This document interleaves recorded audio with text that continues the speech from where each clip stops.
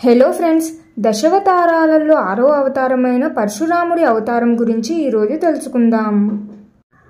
బ్రాహ్మణులు అంటే చదువు చెప్పేవాళ్ళు, ఆరాధన చేసేవాళ్ళు. క్షత్రియులు అంటే రాజులు, సైనికులు, ప్రజలను రక్షించేవాళ్ళు.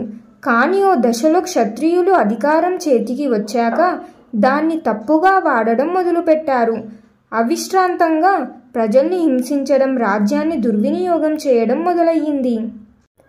అప్పుడు భూమి తల్లి గోవు రూపంలో వెళ్ళి విష్ణువును ప్రార్థించింది, క్షత్రియుల దుర్మార్గాన్ని ఆపండి అని.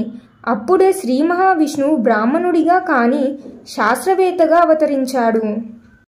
ఆయనే పరశురాముడు. పరశు అనే ఆయుధం చేతిలో పట్టుకున్న రాముడు.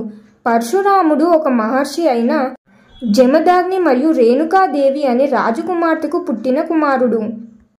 అతనికి పుట్టుకతోనే బ్రాహ్మణుని సాంప్రదాయం, శివుని ఆశీర్వాదంతో శాస్త్ర విజ్ఞానం, విష్ణువు అవతారంగా ధర్మం, న్యాయం ఈ 3 మిళితమైనవే.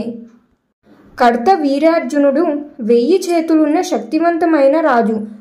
ఒకసారి అతడు పరశురాముడి తండ్రి ఆశ్రమానికి వచ్చి అతిథిగా ఉన్నాడు. అక్కడ కామధేను అనే గోవు అతిథులకు చక్కటి భోజనం అందించింది. అది చూసి రాజు ఆశపడి ఆ గోవును బలవంతంగా తీసుకెళ్లాడు. అసహనం వచ్చిన జమదాగ్ని ముని ఇది ధర్మబద్ధం కాదు అని అన్నాడు. దాంతో కోపం వచ్చిన రాజు జమదాగ్నిని చంపేశాడు. ఇక్కడే పరశురాముడు ఆగ్రహంతో స్పందించాడు. తండ్రిని చంపడాన్ని చూస్తే మానవులకెవరికైనా దుఃఖమే. కానీ పరశురాముడు మాత్రం ఇది కేవలం ఒక తప్పు కాదు, ఇది ధర్మానికి మీద బలత్కారం అని భావించాడు. అందుకే ఒక శపథం చేశాడు, ఈ భూమిపై ధర్మం మరిచిన ప్రతి క్షత్రియుడిని నేనే శిక్షిస్తాను. క్షత్రియులు ఎంత బలవంతులు అయినా పరశురాముడి శక్తికి తట్టుకోలేకపోయారు. ఒకసారి కాదు 20 సార్లు భూమి అంతటా ఉన్న క్షత్రియ రాజవంశాలను పూర్తిగా నాశనం చేశాడు. ఇది ఓ పెద్ద యుద్ధ ప్రయాణంలా సాగింది.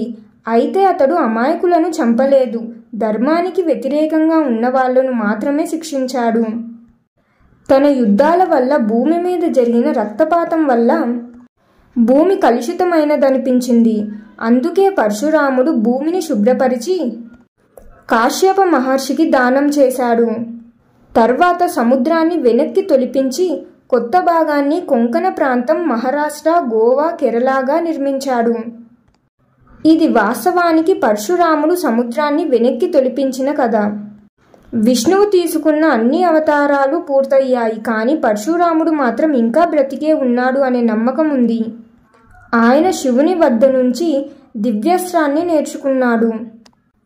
ఇంకా భవిష్యత్తులో కల్కి అవతారం వచ్చే సమయానికి ఆయనే కల్కికి గురువు అవుతాడు. పరశురాముడు ధర్మాన్ని కాపాడే వ్యక్తి. ఏ రూపంలోనైనా రావచ్చు.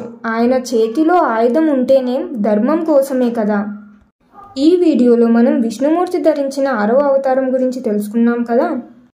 మీరు మొదటి అవతారాలను ఇంకా చూడలేదు అంటే లింక్ డిస్క్రిప్షన్లో ఉంది, వెళ్ళి చూసేయండి. డైరెక్ట్గానే చూడాలి అంటే ఈ వీడియోస్ కంటే ముందు వీడియోస్ని చూసేయండి.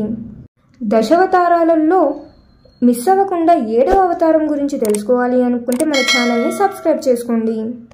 దశావతారాలలో విష్ణుమూర్తి ధరించిన 7వ అవతారం శ్రీరాముడి అవతారంతో నెక్స్ట్ వీడియోలో కలుద్దాం.